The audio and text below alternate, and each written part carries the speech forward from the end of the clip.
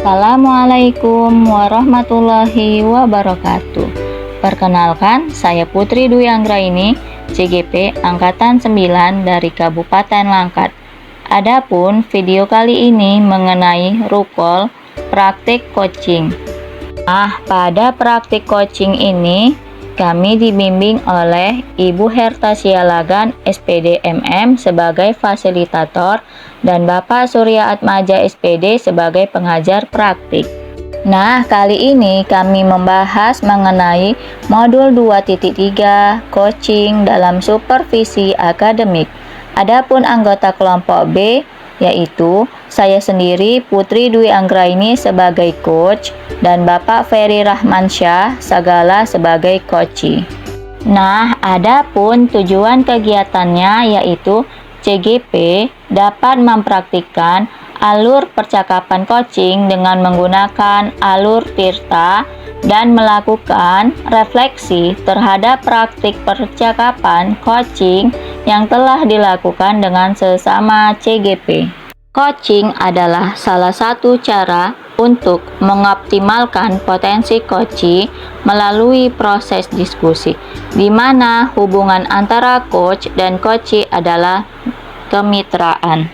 Adapun alur percakapan Tirta terdiri dari 4 bagian. Pertama, T adalah tujuan, kedua, I adalah identifikasi, ketiga, R adalah rencana aksi, dan yang keempat, T adalah tanggung jawab. Baiklah, praktik coaching kasus pertama. Latar belakang kegiatan coaching. Pak Ferry adalah seorang guru olahraga.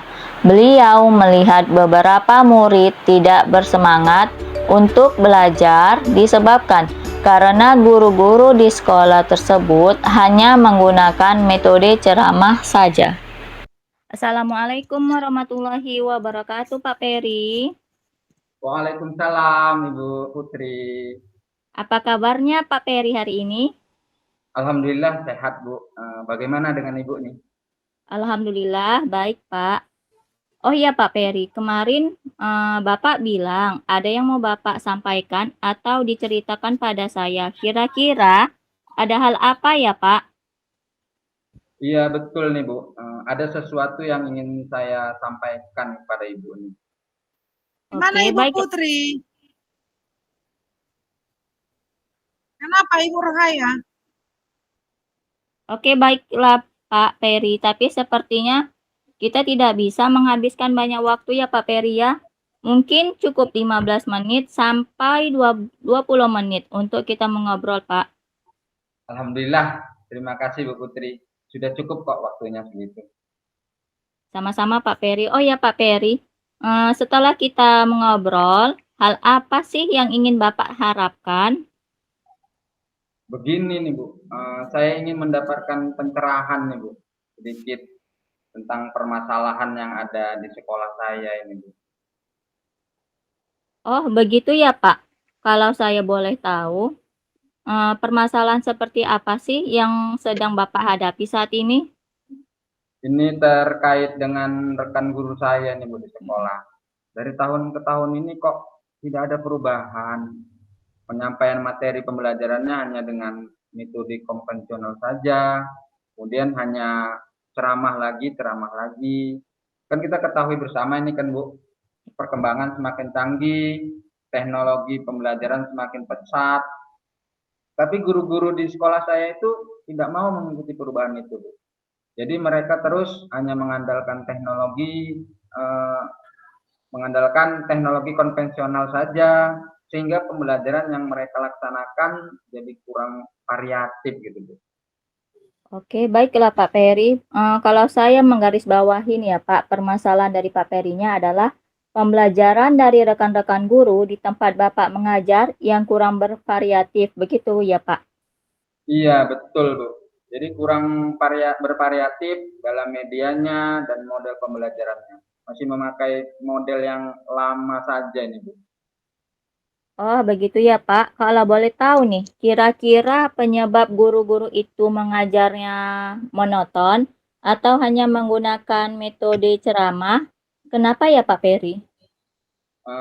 Maklum lah nih Bu, di sekolah saya itu kan guru-gurunya sudah banyak yang berumur, kemudian mereka banyak yang tidak update nih Bu dengan teknologi. Maksudnya tidak mengerti gitu Bu. Tambah lagi banyak guru-guru tempat saya ini karena faktor usia tadi banyak yang sakit dan itu mungkin yang membuat mereka mungkin malas untuk bergerak dalam melakukan sesuatu. Oh, begitu ya, Pak. Dari penjelasan Bapak tadi, jadi sebenarnya seberapa besar sih harapan Pak Peri ini terhadap guru-guru tersebut agar mau menggunakan metode, model, atau media pembelajaran yang lebih bervariatif? Sebenarnya besar sih harapan saya nih Bu, agar mereka bisa berkembang lagi dalam melaksanakan pembelajaran. Tapi mungkin itu perlu sedikit dorongan ya Bu, dan kemauan agar mereka juga mau bergerak untuk melangkah ke hal yang lebih baik, terutama dalam memberikan pembelajaran kepada peserta didik. Oh iya ya, Pak. Nah, Bapak tadi kan sudah mengetahui nih penyebab masalah. Bagaimana kira-kira langkah Pak Peri untuk mengatasinya atau rencana apa sih yang akan Bapak lakukan? Sebenarnya saya masih memikirkan sini Bu, rencana apa sih yang cocok buat yang bisa saya lakukan, tindakan yang bisa saya perbuat untuk mereka. Tapi mungkin yang pertama mungkin bisa saya buat dalam pikiran saya semacam kegiatan mentoring nih Bu, atau seperti pendampingan individu antara saya dengan rekan guru yang lain dari hati ke hati gitu Ibu. Menurut saya bergantian lah gitu Bu, dari hati ke hati melakukan pendampingan individu. Oke, baiklah Pak Peri. Menurut saya, rencana atau langkah Bapak itu sudah sangat bagus sekali, Pak. Di mana Pak Peri ini akan melakukan mentoring dan pendampingan individu. Oh ya Pak Peri, selain rencana atau langkah yang Bapak sampaikan tadi, apakah ada bimbingan khusus yang akan Bapak lakukan atau Bapak terapkan nantinya terhadap guru-guru tersebut? Ada Bu. Bimbingan khusus tadi Bu, seperti yang saya sebutkan tadi, mungkin pendampingan individu nih bimbingan khusus ya Bu. Dengan cara mengajari mereka, contohnya dalam pembuatan slide presentasi, menampilkan gambar dalam video, bagaimana sih caranya yang baik, kemudian eh, apa namanya Bu, pendampingan secara individu lah Bu, langsung terus dilaksanakan. Itulah kira-kira yang bisa saya lakukan. Oh gitu ya Pak. Tapi tetap ya Bapak bimbing terus-menerus guru itu. Insya Allah Bu, karena dengan kemauan yang terus-menerus pasti bisa mendapatkan hasil yang baik. Oke lah Pak Peri, kira-kira kapan ya Bapak akan melaksanakan bimbingan itu terhadap guru-guru tersebut? Mungkin secepatnya nih Bu, agar kemauan mereka nantinya dapat terus diwujudkan dengan aksi nyata, agar perubahan itu cepat terwujud nantinya. Wah bagus sekali tuh Pak. Kemudian, apakah ada komitmen Bapak terhadap rencana penyelesaian masalah Bapak ini? Komitmennya Bu, komitmen ini sudah pasti ada nih Bu, karena komitmen ini yang akan menguatkan kita, terutama dari diri saya, agar perubahan itu benar-benar terjadi pada diri rekan-rekan ini, terutama rekan guru sekolah saya, agar mereka bisa lebih baik lagi dalam melaksanakan proses pembelajaran, terutama mengarah ke arah yang lebih bervariatif. Oke, baiklah Pak. Setelah Bapak menjelaskan rencana atau langkah dan sudah memaparkan juga bimbingan khusus yang akan Bapak lakukan terhadap guru-guru itu. Jadi Pak, di level berapa nih yang akan atau yang Bapak inginkan agar hal itu dapat terwujud? Saya menginginkan guru-guru saya nih Bu minimal di level 7 lah gitu Bu, ya kan? Karena sesuai dengan kondisi yang saya ceritakan tadi atau keadaan mereka sekarang, saya tidak bisa memaksakan nih Bu. Dan di level 7 itu menurut saya sudah bagus. Oh iya ya Pak Peri ya. Nah Pak Peri, tadi Bapak sudah mengatakan bahwa Bapak ingin guru-guru Bapak tersebut sesuai dengan penjelasan Bapak tadi, yang mana Bapak menginginkan hal itu ada di level 7. Bukankah seperti itu ya Pak ya? Ya, Jadi, kira-kira siapa saja sih yang akan Bapak libatkan atau Bapak memerlukan bantuan siapa saja kah agar bisa terrealisasikan rencana Bapak tersebut? ya, bantuan mungkin sudah pasti saya butuhkan, Bu. Terutama untuk menyangkut permasalahan perubahan orang banyak nih kan. Yang pertama mungkin dukungan dari kepala sekolah nih, sangat saya butuhkan selaku pimpinan atau pemangku kebijakan di sekolah. Kemudian mungkin support nih Bu yang paling utama dari kemauan guru-guru itu sendiri agar mereka mau untuk melakukan langkah perubahan. Wah, bagus sekali Pak. Jadi bisa saling berkolaborasi ya Pak ya untuk hasil yang lebih maksimal. Iya, benar Bu. Kemudian ini Pak, bagaimana tindak lanjut Bapak yang akan Bapak lakukan untuk kedepannya? Mungkin saya akan terus Bu melakukan pembahasan pada mereka, bantuan, kemudian budaya positif, terus memberikan Bu pembelajaran yang baik pada mereka, pendampingan secara menyeluruh. Luar biasa sekali rencana Pak Peri ini. Nah, berarti untuk kedepannya agar guru-guru tersebut lebih bervariatif, Bapak akan melakukan mentoring atau melakukan pendampingan individu secara terus-menerus ya Pak ya, atau secara kontinu. Nah, Pak Peri, baiklah. Dari obrolan kita ini, kira-kira bagaimana ya perasaan Pak Peri sekarang? Alhamdulillah nih Bu, sudah sedikit lega nih Bu, sudah dapat pencerahan tentang langkah apa sih yang akan saya lakukan, langkah apa sih yang saya bisa ambil nantinya untuk melakukan perubahan di sekolah saya. Alhamdulillah, kalau begitu ya Pak Peri ya. Saya harap Pak Peri mudah-mudahan bisa melaksanakan apa yang sudah Bapak rencanakan dengan penuh semangat ya Pak Peri ya.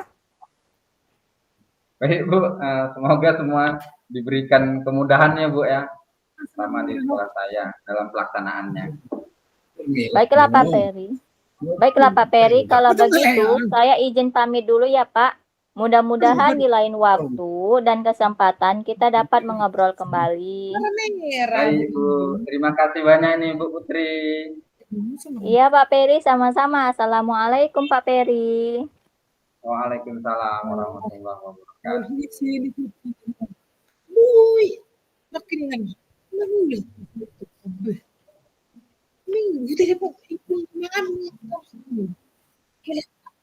Kemudian praktik coaching kasus kedua. Latar belakang kegiatan coaching. Ibu Putri adalah seorang guru di kelas tinggi. Beliau merasa kebingungan dalam mengatasi beberapa muridnya yang jarang sekali hadir di sekolah, sehingga murid tersebut selalu tertinggal pelajaran. Assalamualaikum warahmatullahi wabarakatuh, Ibu Putri. Waalaikumsalam Pak Peri. Bagaimana ini kabar Ibu Putri nih? Alhamdulillah sehat Pak Peri. Bagaimana dengan Bapak? Alhamdulillah sehat juga ini Bu Putri. Oh iya Pak Peri, kira-kira nih apakah Bapak ada waktu untuk kita mengobrol? Oh, tentu saja Bu. Ada hal apa ini Ibu Putri nih?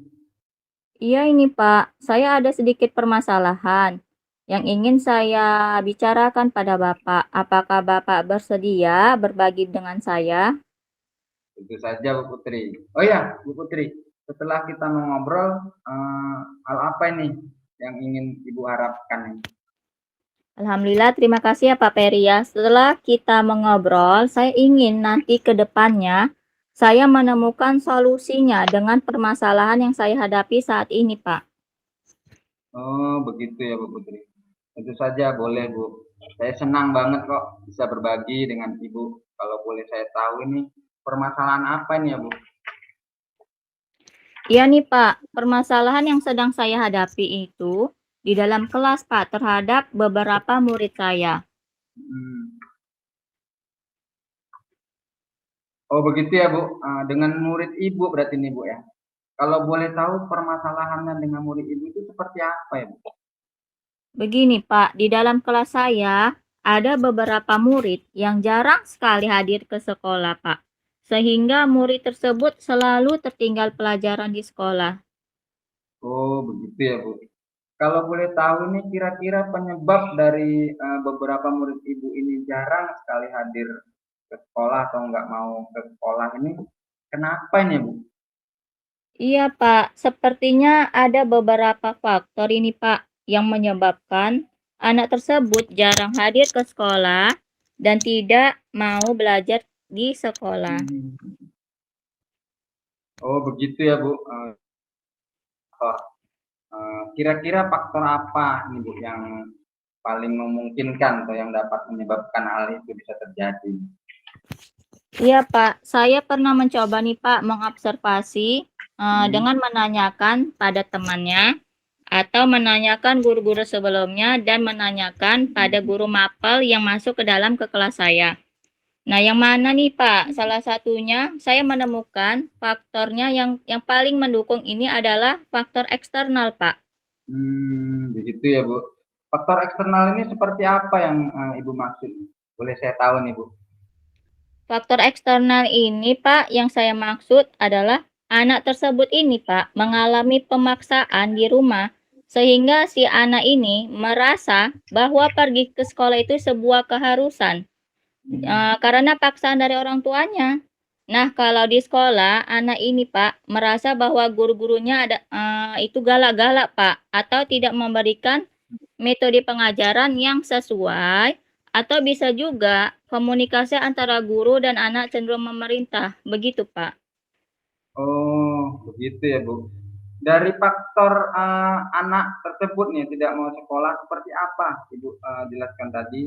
Jadi sebenarnya seberapa besar nih, Bu, harapan Ibu Putri ini terhadap murid tersebut agar mau hadir ke sekolah dan mau belajar di sekolah sehingga murid Ibu ini dapat belajar bersama teman-temannya dan tidak tertinggal pembelajaran yang Ibu berikan. Ya, harapan saya, Pak, setidaknya murid saya itu mau datang ke sekolah untuk belajar. Karena atas kemauan dari dalam diri dia sendiri, bukan pemaksaan oleh orang tuanya, begitu, Pak. Iya ya, Bu, ya. Kalau anak datang ke sekolah kan, karena paksaan orang tuanya akan sulit ya, Bu. Juga nantinya untuk menerima pembelajaran yang Ibu berikan akan payah gitu ya, Bu, ya. Baik, Bu, setelah Ibu Putri mengetahui beberapa penyebab permasalahannya ini, bagaimana ini kira-kira langkah Ibu untuk mengatasinya? Iya, Pak, hal ini sudah saya pikirkan sebelumnya. Langkah yang harus saya lakukan itu yang pertama, Pak, bagi murid yang tidak mau hadir ke sekolah atau murid yang enggan belajar di sekolah tadi, saya akan memberikan penjelasan mengenai pentingnya sekolah dengan cara memberitahu padanya bahwa sekolah itu tempat yang sangat menyenangkan, Pak, untuk belajar dan bersosialisasi dengan teman-temannya. Nah, adapun langkah keduanya, Pak, saya akan terus-menerus memberikan motivasi pada murid saya itu tanpa memarahinya dan menanyakan pada murid saya itu kelak ingin menjadi apa dengan memberikan penjelasan hal yang harus diperlukan untuk menggapai cita-citanya.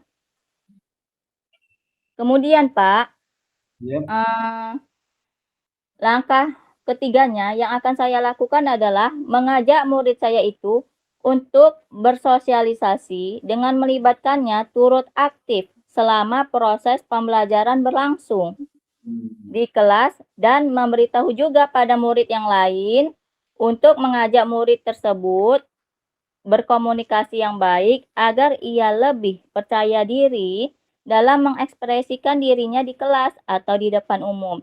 Dan langkah terakhir yang saya lakukan itu, Pak, adalah memberikan penjelasan pada orang tua untuk tidak terlalu memaksakan anaknya menjadi apa yang mereka inginkan secara berlebihan. Iya, baik nih Bu Putri ya, banyak nih langkahnya. Jadi menurut saya rencana Ibu ini sangat bagus nih, Bu. Di mana Ibu Putri udah memberikan penjelasan ya kan mengenai pentingnya sekolah, memberikan motivasi tanpa memarahinya, terus kemudian mengajaknya untuk turut aktif selama proses pembelajaran yang berlangsung. Kemudian Bu Putri ini memberitahu lagi pada murid Ibu yang lainnya agar mengajak murid itu berkomunikasi yang baik, ya kan. Dan Ibu Putri juga memberikan penjelasan pada orang tuanya, pada orang tua murid tersebut agar tidak memaksakan anaknya tadi Bu ya, jadi yang tidak mereka inginkan. Menurut Ibu ini Bu Putri, selain rencana yang Ibu sampaikan ini, apakah ada bimbingan khusus nih yang akan Ibu berikan pada murid Ibu tersebut? Oh iya Pak Peri, tentu saja ada Pak. Bimbingan itu dapat saya berikan berupa mengajak murid tersebut berkomunikasi face to face dan dari hati ke hati dengan cara menanyakan pada murid itu permasalahannya atau sebab dia tidak mau belajar di sekolah dan memberikan perhatian penuh pada siswa itu agar ia merasa nyaman dan tidak beranggapan kembali Pak bahwa guru-guru di sekolahnya itu galak. Bahkan tidak mempedulikannya Pak, begitu Pak. Oh gitu ya Bu. Tapi tetap Ibu bimbing terus menerus gitu ya Bu. Iya Pak, saya akan bimbing sampai murid saya itu rajin datang ke sekolah dan mau belajar bersama teman-temannya di sekolah Pak. Oke, baiklah Bu Putri. Kira-kira kapan ya Bu Putri melaksanakan bimbingan tersebut? Oh tentunya Pak, saya akan secepatnya Pak melakukan bimbingan itu, tepatnya ya minggu depan akan saya lakukan Pak. Oh, bagus itu Bu. Kemudian apa nih komitmen Ibu terhadap rencana penyelesaian masalah Ibu ini yang akan Ibu terapkan nanti? Tentunya Pak, saya akan melakukannya secara kontinu, secara terus-menerus dan konsisten sampai memang terlihat perubahan yang terjadi dalam diri murid saya tersebut, Pak. Oh, baiklah Bu. Terus kira-kira siapa saja nih yang dapat membantu Ibu dalam menjaga komitmen ini? Dalam hal ini ya tentunya Pak, kepala sekolah yang akan membantu saya. Kemudian dengan orang tua murid tersebut untuk saya ajak bekerja sama. Dan rekan sejawat saya juga Pak. Baiklah Bu, dari perbincangan atau obrolan kita ini kira-kira bagaimana sih perasaan Ibu ini sekarang Bu?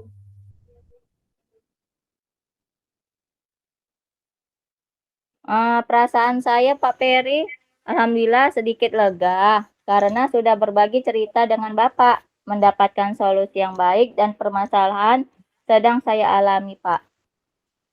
Alhamdulillah ya Bu. Kalau begitu Bu Putri, ini saya rasa juga perbincangannya sungguh luar biasa ya. Dan saya harapkan Bu Putri mudah-mudahan bisa melaksanakan apa yang sudah Ibu rencanakan dengan penuh semangat nih Bu ya. Iya siap Pak Peri, saya akan semangat untuk membimbing murid-murid saya. Oh iya Bu Putri, kira-kira ada hal lain yang ingin Ibu bicarakan? Nah, saya rasa sudah cukup sih Pak untuk masalah saya dan terima kasih banyak ya Pak atas waktu yang sudah Bapak berikan pada saya. Sama-sama Bu Putri. Baiklah Bu Putri, kalau begitu saya ingin pamit dulu nih Bu. Sampai jumpa lagi di lain waktu dan kesempatan ya Bu. Terima kasih ya Pak Peri. Sama-sama Ibu Putri. Assalamualaikum warahmatullahi wabarakatuh Bu Putri. Waalaikumsalam Pak Peri.